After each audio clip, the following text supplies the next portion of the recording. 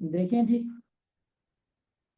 अगर हम इसकी बात करते हैं तो always start with the requirement. आपने एक चीज को अपने पल्ले बांध लेना है। कोई भी सवाल होगा ना, कोई भी किसी किस्म का भी सवाल होगा, always start with the requirement. अब रिक्वायरमेंट में जो आपने एक्शन परफॉर्म करना है उसको हाईलाइट करें। क्या करना है आपने? एक्सप्लेन करना है। क्या करना है? एक्सप्लेन करना है। तो रिक्वायरमेंट है जी, explain the residential status of the following for tax year 2021। अब उसे जब जब टैक्स ईयर 2021 कह दिया है तो अब इसका मतलब क्या है? ये शुरू हुआ है 1 जुलाई 2020 को, खत्म हुआ है दैट इज 30 जून 2021 को। इस पे हमने सारा कुछ इस टैक्स ईयर के लिए बयान करना है।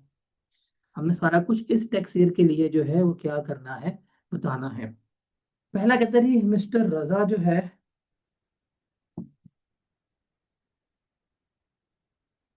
डायरेक्टर ऑपरेशंस के तौर पर हम मिनिस्ट्री ऑफ टूरिज्म में अब देखें, और ये पाकिस्तान बेसिक सारा कुछ ये रेलिवेंट है। कौन है ये गवर्नमेंट एम्प्लॉय है। तो आप लिखेंगे चूंकि ये गवर्नमेंट एम्प्लॉय है। गवर्नमेंट एम्प्लॉय क्या होते हैं? हमेशा रेजिडेंट होते हैं। आपको ये गवर्नमेंट एम्प्लॉयज को बताना पड़ेगा, आपको बयान करना पड़ेगा, आपको लिखना पड़ेगा। ठीक है। उसके बाद है जी, Anderson LLC was incorporated as a limited liability company in UK. Control and management was situated wholly in Pakistan. However, with effect from 1st November, the entire management was shifted to UK. हमने पढ़ा था control and management Holi मुकम्मल तौर पर एक दिन के लिए भी, अगर इस टैक्स ईयर में एक दिन के लिए भी सिचुएटेड होगी तो हम इसे क्या कहेंगे? रेजिडेंट कहेंगे। तो ये हमारी क्या कंसिडर होगी? रेजिडेंट कंपनी जो है कंसिडर हो रही होगी। उसके बाद है जी, on 1 February mister Sameel was sent to Pakistan by his UK based company on a work project. He left Pakistan on 23 अगस्त। वो 23 अगस्त को गया है। लेकिन हमने तो इस डेट तक काउंट करना है। अब इसको जब सॉल्व करते हैं बच्चे, 23 अगस्त तक के दिन काउंट करते करते रेजिडेंट है, ये गलत है। आपने काउंट करना है ईयर एंड तक। आपने काउंट करना है ईयर एंड तक। तो देखें, अब फेब में आया तो डेज काउंट। अच्छा, इस तरह के सवालों में डेज काउंट शो करते हैं कि यार फेब के हो गए 28 दिन, मार्च के हो गए 31 दिन, अप्रैल के हो गए 30 दिन, मई के हो गए 31 दिन, जून के हो गए 30 दिन। टोटल डेज कितने बने इसके जरा बताएं।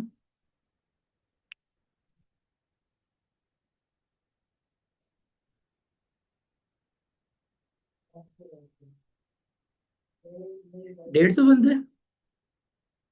कब लिखेंगे कि इसका स्टे 150 डेज है, which is less than 183 days, तो इसलिए क्या होगा? ये नॉन रेजिडेंट जो है कंसिडर होगा। This is the way to answer this question. Is that clear?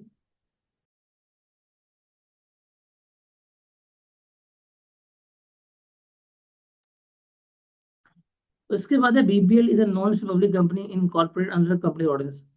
यहाँ तक ही। अब चूंकि ये रजिस्टर्ड ही पाकिस्तान में हुई है तो ये हमेशा क्या रहेगी? रेजिडेंट रहेगी। ये क्या रहेगी? रेजिडेंट रहेगी। इसके लिए कंट्रोल एंड मैनेजमेंट देखने की जरूरत ही नहीं है। अगर आप इसके लिए भी कंट्रोल एंड मैनेजमेंट देखोगे तो गलत है। बिकॉज क्यों? हमने पहला पॉइंट पढ़ा था कि वो पाकिस्तान में रजिस्टर्ड होनी चाहिए। अब चूंकि ये पाकिस्तान में रजिस्टर्ड है तो इसलिए क्या कंसिडर होगी? हमेशा रेजिडेंट ही कंसिडर जो है वो हो रही होगी। क्या होगी? हमेशा रेजिडेंट कंसिडर हो रही होगी। उसके बाद है mister Salman, property dealer in USA, came to Pakistan on 1 February 2020 during his stay up to 2 August. 2 अगस्त तक पाकिस्तान में रहा। He remain in Peshawar up to 30 June. Thereafter, till his departure from in Pakistan in Quetta, assumed the commissioner has granted him a calendar year. अब उसने कहा कि इसके लिए आपने कैलेंडर ईयर को एज अ स्पेशल टैक्स इस्तेमाल करना है। अब कैलेंडर शुरू हुआ 1 जनवरी पे, खत्म हुआ आपके पास 31 दिसंबर को। इसमें हमने क्या करना है? काउंट करना है। तो ये आ गया जी, फेब का 28, मार्च का 31, अप्रैल का सॉरी 30, मई का 31, जून का 30, जुलाई का 31, अगस्त दो को क्या डे ऑफ डिपार्चर भी काउंट होगा। अब बताएं इसके कितने डेज बनते हैं टोटल ये?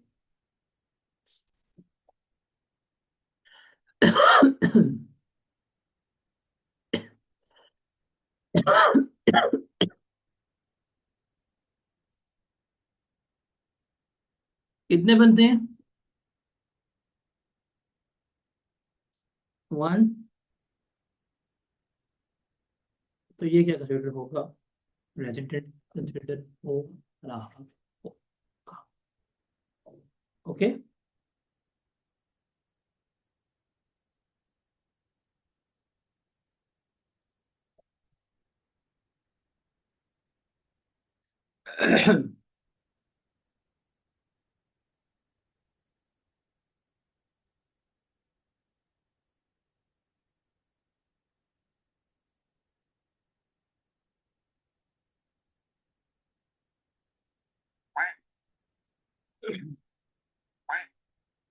अब छोटी सी बात है, छोटा सा कंसेप्ट है, वो डिस्कस करते हैं about the scope of income.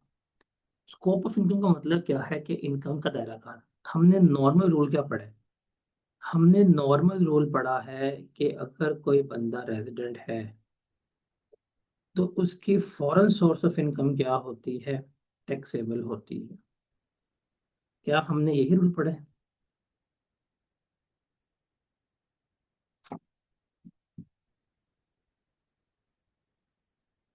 क्या हमने यही रूल पढ़ा है?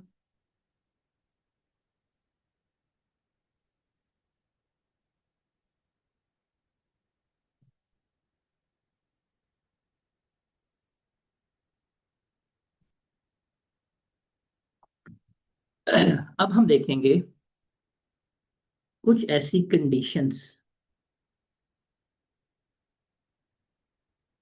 जिसमें एक बंदा रेजिडेंट है,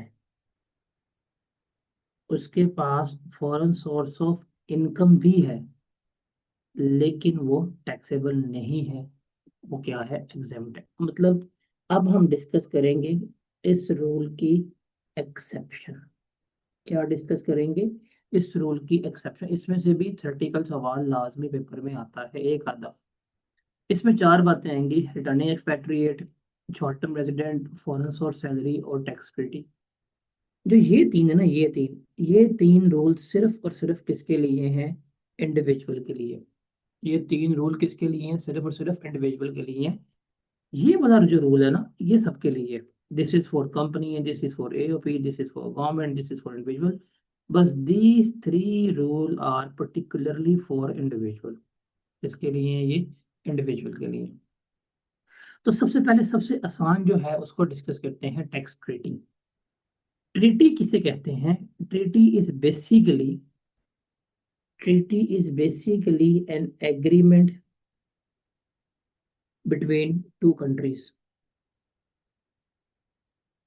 ट्रीटी क्या होता है? ट्रीटी इज बेसिकली सरकारी सतह के ऊपर it is an agreement between two countries, two state, two रियासत।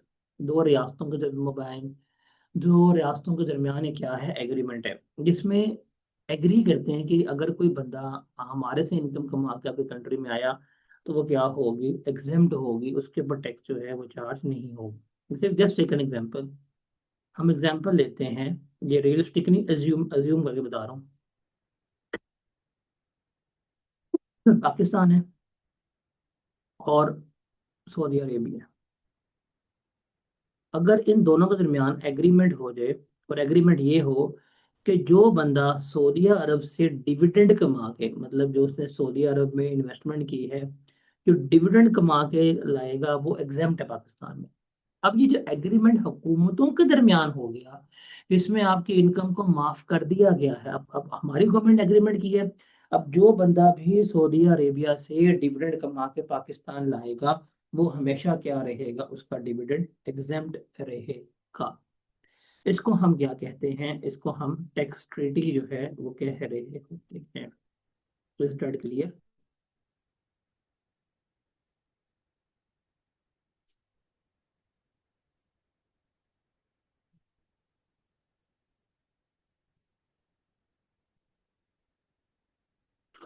इसमें कोई सवाल है तो पूछे, फिर अगले दिन डिस्कस करते हैं।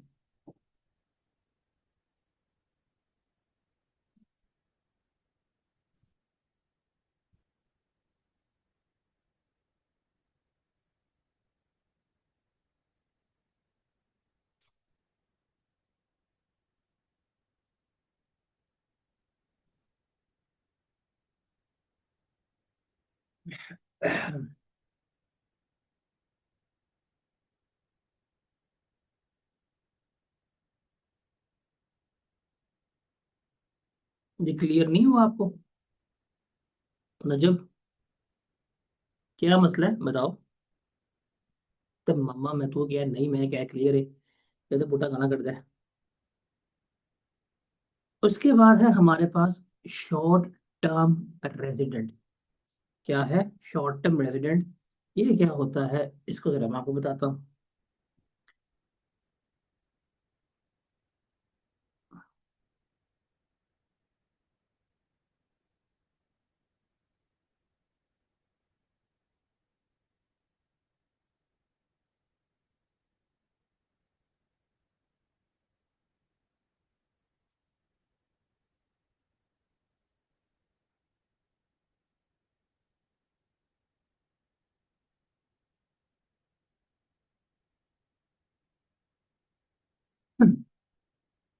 अब सेकंड जो है ना इसमें, इसको सुनिएगा, बाद में जाके मैं जिस तरह समझाऊंगा आपने बुक से रीड कर लेना है। पर ये लर्न करना, इसे क्रैम नहीं करना, इसे रट्टा नहीं मारना आपको, इसको बिल्कुल भी रट्टा नहीं मारना, समझना है। बिकॉज इसमें से सिनेरियो बेस्ड क्वेश्चन आते हैं जो मैं आपके साथ शेयर करूंगा कि किस तरह से आपने इनको टेकल करना होता है। अच्छा जी, तो क्या था? Short term resident. Short term resident किसे कहते हैं वो देखने हैं। सबसे पहले, ये किसके लिए है? ये रूल सिर्फ और सिर्फ इंडिविजुअल के लिए है। This is not for the company, this is not for the AOP, this is not for the government. ये किसके लिए है? ये सिर्फ और सिर्फ आपका इंडिविजुअल के लिए रूल है। नंबर टू, कि ये सिर्फ और सिर्फ पाकिस्तान आएगा, इसका स्टे जो है पाकिस्तान में, स्टे इन पाकिस्तान जो होगा मैक्सिमम 3 सालों का होगा। कितने का? 3 साल का।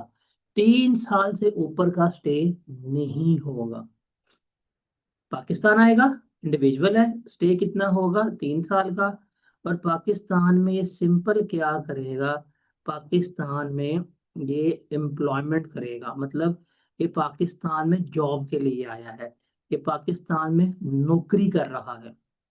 और ड्यूरिंग ही स्टे, जब तक इसका पाकिस्तान में स्टे है, during his stay in Pakistan, जब तक इसका पाकिस्तान में स्टे है, remember, no business in Pakistan, ये पाकिस्तान में कोई बिजनेस भी नहीं करेगा। And no foreign income receive in Pakistan, और पाकिस्तान में कोई फॉरेन इनकम रिसीव भी नहीं करेगा। अगर ये सारी कंडीशन फुलफिल होती हैं, हम कहेंगे शॉर्ट टर्म रेजिडेंट है। इसकी फॉरेन सोर्स इनकम जो है वो क्या होगी? एग्जेम्प्ट होगी, उसके ऊपर हम टैक्स नहीं लगाएंगे। अब मुझे खुद बताओ, जैसे आपने अक्सर सुना होगा चाइनीज इंजीनियर्स जो होते हैं, एक चाइनीज इंजीनियर है पाकिस्तान में आकर कॉन्ट्रैक्ट बेस के लिए, 2.5 साल उसने पाकिस्तान में नौकरी करनी है। तो अगर पाकिस्तान में 2.5 साल रहेगा, तो 1 साल भी अगर आप स्टे करोगे, तो क्या आप रेजिडेंट नहीं हो जाते? आपको रेजिडेंट होने के लिए कितना डे स्टे करना है? 183 डेज। आपको रेजिडेंट होने के लिए एक टैक्स ईयर में 183 डेज चाहिए। ये भाई साहब तो 2.5 साल रुक के बैठे हुए हैं। ये भाई साहब 2.5 साल रुक के बैठे हुए हैं, तो रेजिडेंट तो है ये कौन है? रेजिडेंट तो है। जस्ट एक मिनट।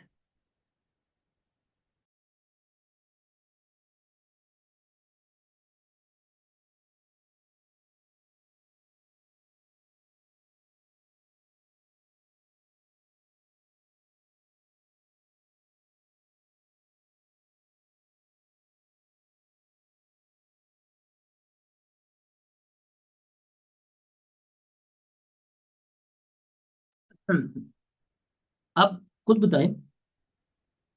तो रेजिडेंट तो है ये, लेकिन अब इसकी फॉरेन इनकम टैक्सेबल नहीं है। अब फॉरेन इनकम कौन सी? जो इसने पाकिस्तान में रिसीव नहीं की। अगर कोई इसने इस दौरान पाकिस्तान में इनकम रिसीव कर ली तो वो टैक्सेबल हो जाएगी। जैसे ये पीसीबी जो है, ये पीसीबी जो है, ये हायर करता है फॉरेन कोचेस। देखा होगा आपने, अक्सर क्रिकेट देखते हो कि नहीं देखते? जैसे जैसन गिलस्पी जो है वो हायर किया था और कौन सा था फॉरेन कोच जो हमने रिसेंट भी हायर किया था? डेव वॉटमोर था। मुझे क्रिकेट देख के सही हो गया, मैं क्रिकेट नहीं देखता। एक जमाने में क्रिकेट के बगैर रहता नहीं था। मॉडल टाउन में जाके ग्रीन में क्लब क्रिकेट खेलता था। अब क्रिकेट देखे हुए भी अरसा हो गया। तो मुझे नहीं पता लाइक क्या व्हाट इज गोइंग अराउंड। तो कौन सा लास्ट था हमारा फॉरेन कोच पाकिस्तान का, किसी को याद है?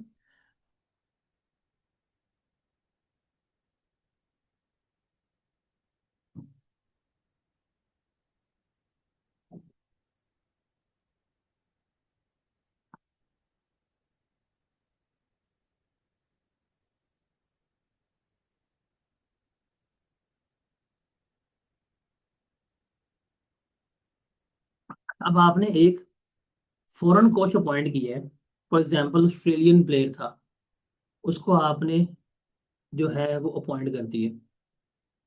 अब वो 2 ढाई साल के लिए पाकिस्तान आके बैठा हुआ है।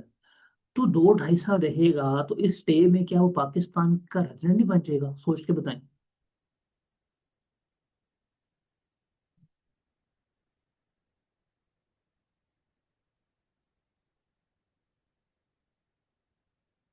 अब एक बंदा जो ऑस्ट्रेलियन कोच था, जो ऑस्ट्रेलिया से आया था, तो क्या उसको कोई पैसे शैसे, उसका दुकान हो सकती है, रेंट भी हो सकता है, कोई बिजनेस हो सकता है ऑस्ट्रेलिया से, वो भी कमा रहा होगा, उसका फॉरेन इनकम भी होगी।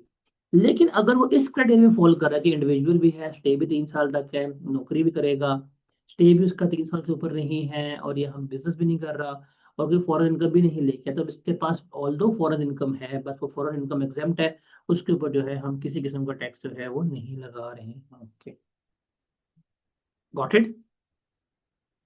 इसको, ये जो मैंने आपको भी समझाया है, जितने पॉइंट्स लिखे हैं इतने ही पॉइंट्स नोट डाउन कर लो, और इनको अपनी मर्जी की अंग्रेजी में एक्सप्लेन कर दो। हो जाएगा? अगर हो जाएगा तो you will get the full marks.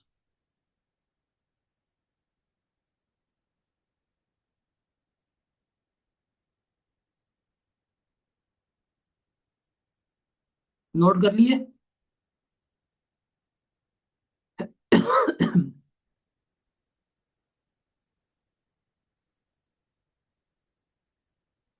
जल्दी जल्दी जल्दी जल्दी जल्दी जल्दी नोट करें।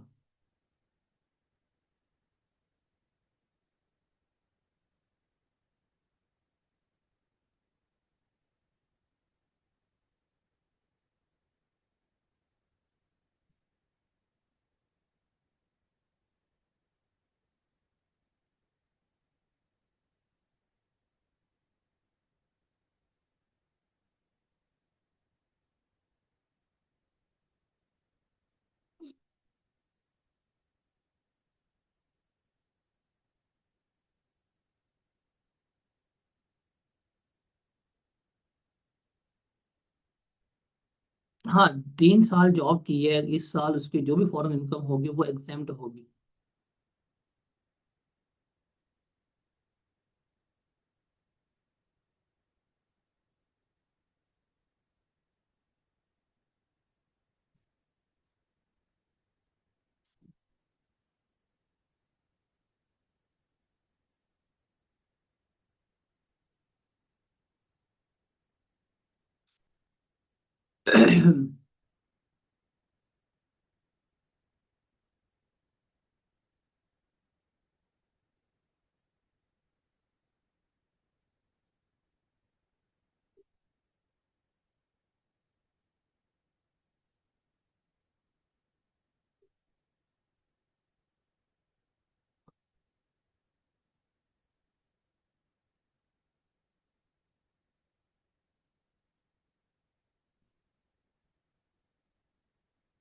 भाई जॉब पाकिस्तान में कर रहे हैं, पाकिस्तान की इनकम टैक्सेबल है, यहाँ पे सवाल कौन सी इनकम का हो रहा है, पाकिस्तान की कि फॉरेन इनकम का? हम यहाँ पे फॉरेन इनकम की बात कर रहे हैं। पाकिस्तान की इनकम तो हमेशा टैक्सेबल है, जो आप पाकिस्तान से कमाएंगे, चाहे आप रेजिडेंट हैं या नहीं है, पाकिस्तान की इनकम हमेशा ही टैक्सेबल होगी।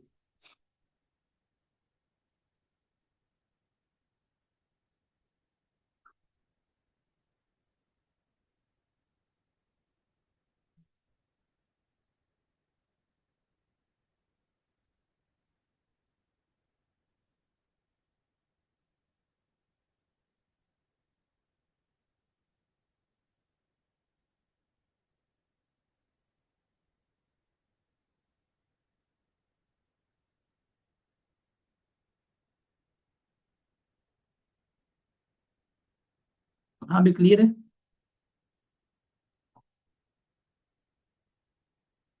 और कोई सवाल किसी का?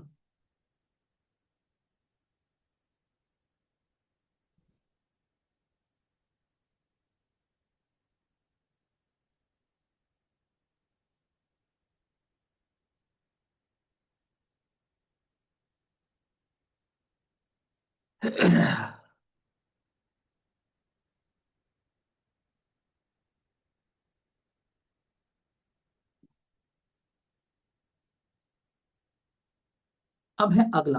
अगला है हमारे पास रिटर्निंग एक्सपैट्रिएट्स। एक्सपैट्रिएट किसे कहते हैं, किसी को पता है? एक्सपैट्रिएट्स क्या होते हैं? एनीवन?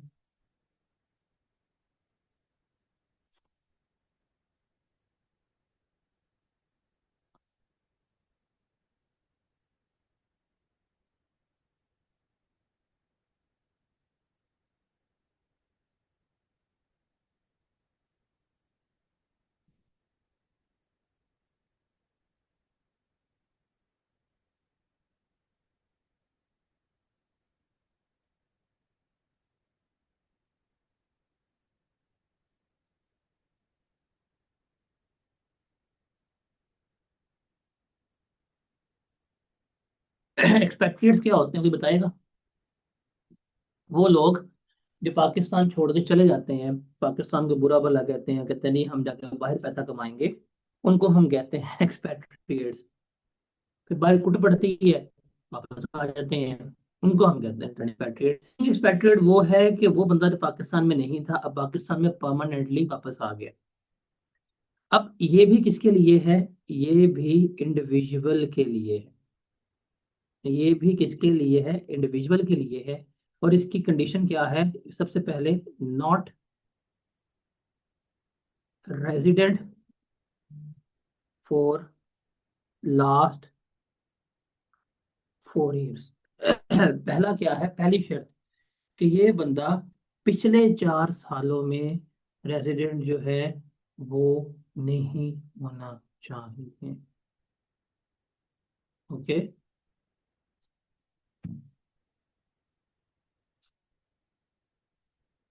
पिछले 4 सालों ये बंदा पाकिस्तान का रेजिडेंट नहीं होना चाहिए। अब अब भी पाकिस्तान वापस आ गए। क्या हो गया है? पाकिस्तान वापस आ गया है। अब जब ये पाकिस्तान वापस आ गया है, तो रिमेंबर, मैं उर्दू में लिख रहा हूं, इसी तरह लिखिएगा और इसी तरह पेपर में भी पॉइंट को लिखना है। जिस साल ये रेजिडेंट होगा,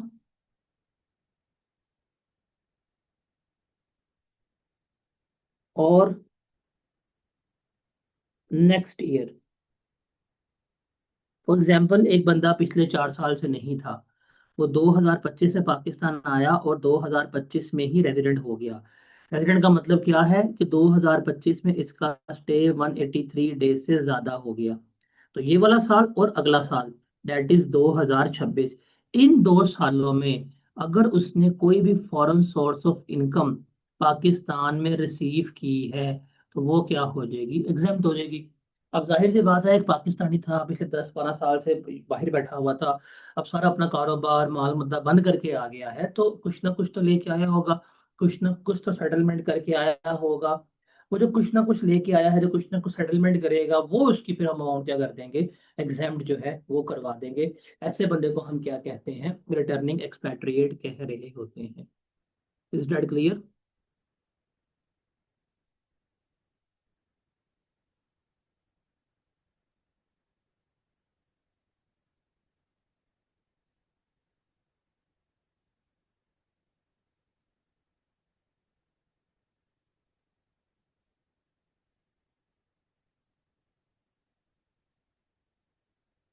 इसको नोट करना।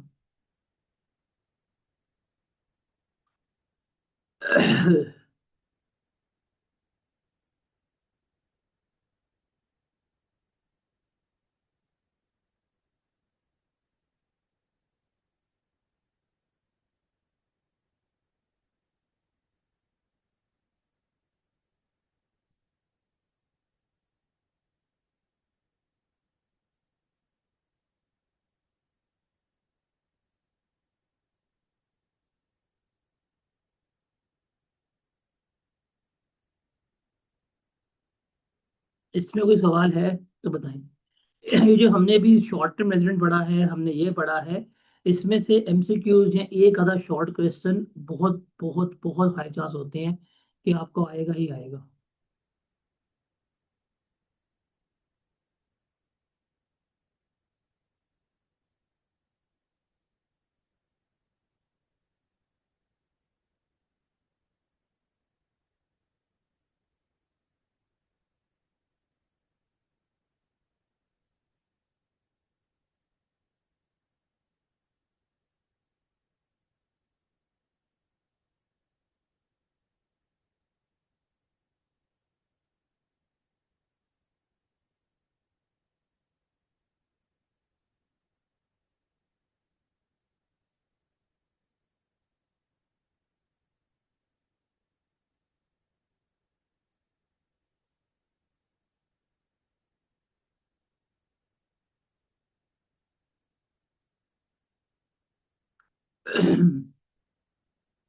नहीं, रिटर्निंग एक्सपेक्टेड को कहते ही वही है जो सब कुछ छोड़ के है ना, तो आपको अंदाजा हो जाता है कि इसने जाना है कि नहीं जाना।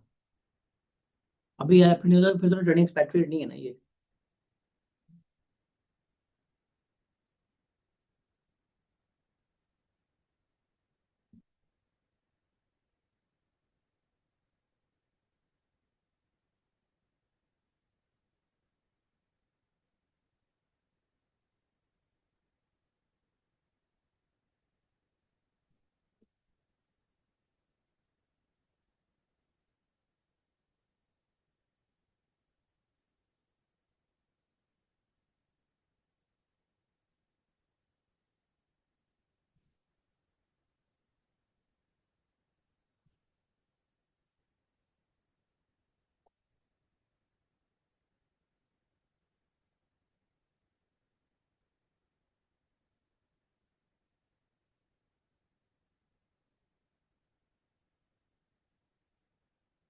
आगे चलें।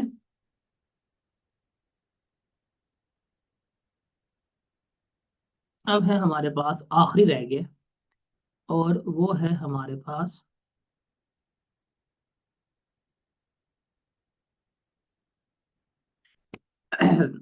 फॉरेन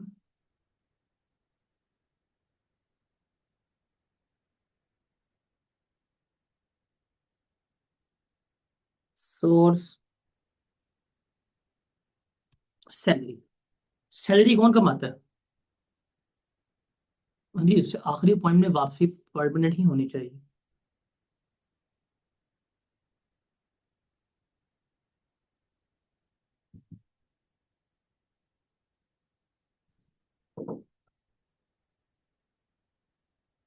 सैलरी कौन कमाता है बताएं। ये पूरी ट्रीटमेंट की। जी मैम। तो इसको वजह से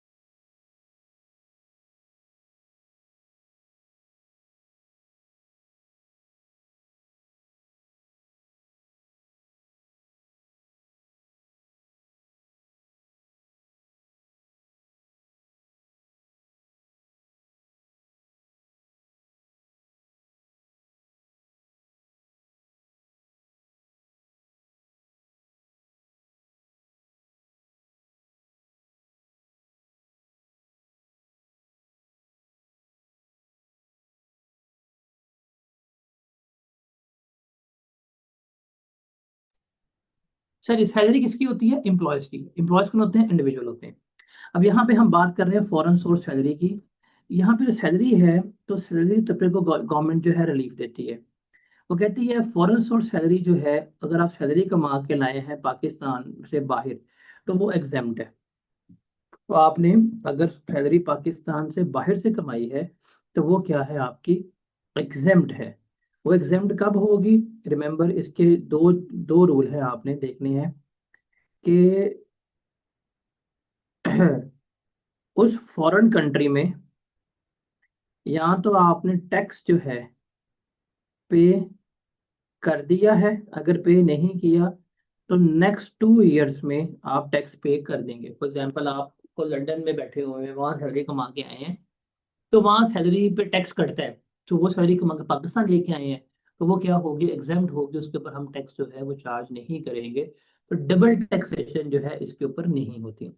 और एक और पॉइंट है कि अगर आप फॉरेन सोर्स सैलरी कमा रहे हैं और आप पाकिस्तान छोड़ जाते हैं, ईयर एंड जो है 30 जून, अगर आप इस डेट पे पाकिस्तान अवेलेबल नहीं है, तब भी आपकी फॉरेन सोर्स सैलरी क्या हो जाएगी, एग्जाम्प्ट कंसिडर होगी। ये है आपकी फॉरेन सोर्स सैलरी जिसको हमने डिस्कस किया। ये इसकी अंग्रेजी है, इसको पढ़ लें। इसमें कोई मसला है तो बताएं। इसके साथ हमारा चैप्टर जो है वो कंप्लीट होता है।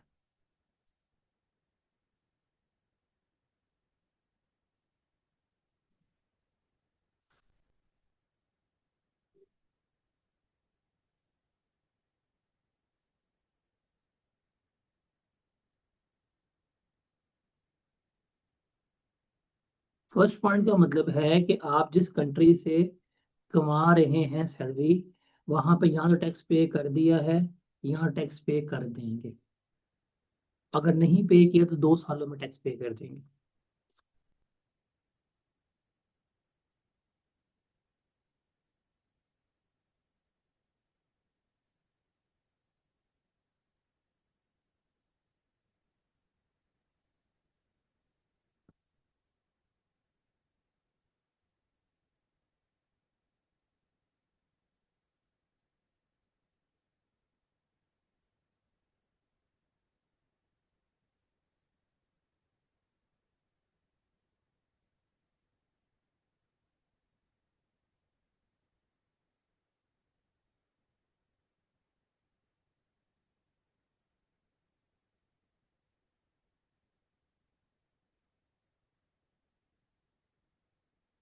हाँ भी क्लियर है।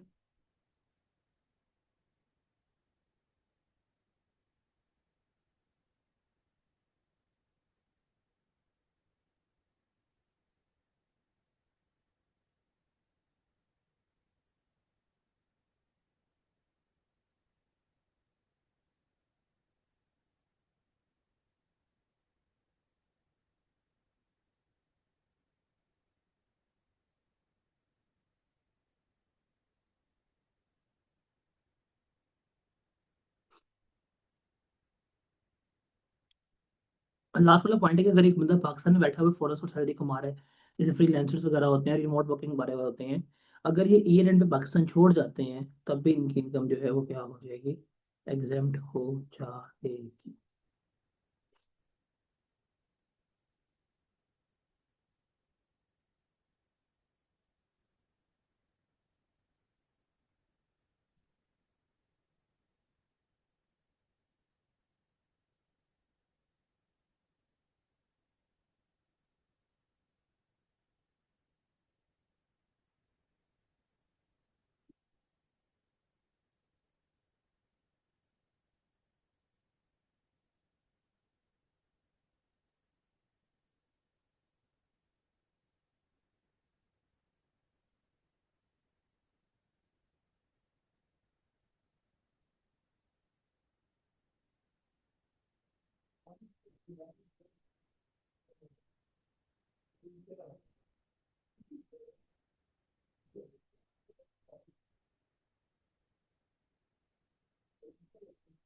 जी जनाब।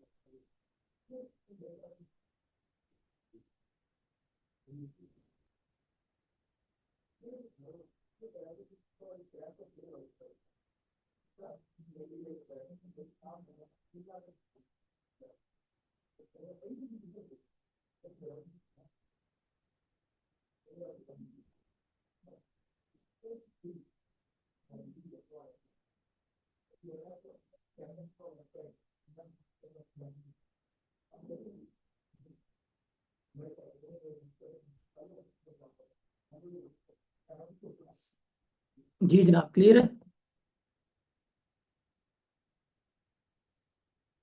इसके साथ हमारा ये चैप्टर जो है वो वाइंड अप होता है। कल हम इस चैप्टर के जो पास्ट पेपर्स हैं तो वो डिस्कस करेंगे, और सैटरडे को फिर आप मुझे इस चैप्टर का टेस्ट जो है वो दे रहे हैं। ओके।